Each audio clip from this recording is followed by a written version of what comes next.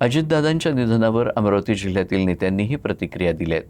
काँग्रेसच्या नेत्या यशोमती ठाकूर, माजी आमदार बच्चू कडू, भाजप खासदार डॉक्टर अनिल बोंडे, अजित पवार गटाच्या आमदार सुलभा खोडके यांनीही शोकसंवेदना व्यक्त केल्या आहेत. अजितदादाचं असं एकाएकी जाणं हा सगळ्यांसाठी, अख्ख्या महाराष्ट्रासाठी, या देशासाठी एक खूप मोठी धक्कादायक घटना आहे.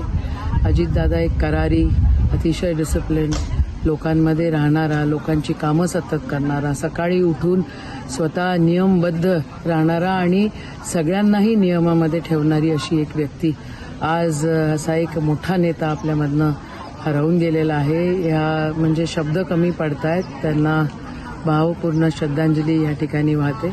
वार्ता कानावर आली. अजितदादासह 6 जण मृत्यू पावले हे समजलं. अतिशय दुःखद घटना आहे. अतिशय धाडसी, स्पष्ट आणि परखड माणूस, कामाचा माणूस, कार्यकर्त्यासाठी कधी धावणारा माणूस, अशी अजितदादाची ओळख होती. माझ्या मतदारसंघातील 33 गावं ते बसत नव्हते आणि दादा ज्या मीटिंग घेतली ना इथे घ्या लागते, विषय संपला.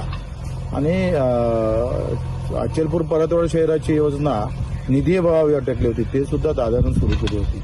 पण दादाच्या या दुःखद निधनानं मोठा झटका बसलेला आहे. अत्यंत दुःख झालेलं आहे.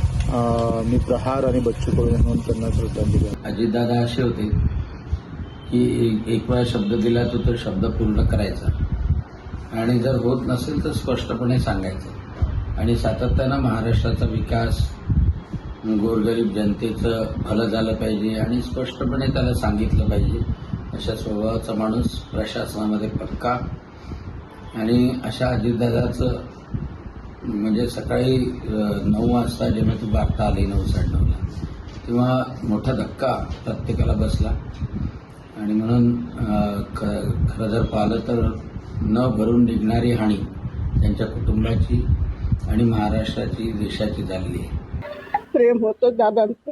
फोन लावला तर लगेच दादा त्याला लगेच फोन करायचे. आता काल तर बोलणं झालं साहेबांचं, दादा परवाही बोलणं झालं दादाचं. काल सकाळी 9-9:30 वाजता साहेब फोनवर दादांशी बोलत होते. दादा म्हणे संजय मी फोन करतो तुला, करा तुम्ही, तुम्हाला काय करायचं. म्हणजे एवढी मोठी हिंमत दादा देत होते. काल सकाळी बोलणं झालं. आज साहेब काल मुंबईला गेले, आज दादा येतील, दादांची आज भेट घ्यावं म्हणून काल रात्री मुंबईला अमरावती गाडीने काल केली. आज दादांशी चर्चा करायची होती, हे करायचं होतं. आणि अशी घटना घडणं म्हणजे विचारच करू शकत नाही की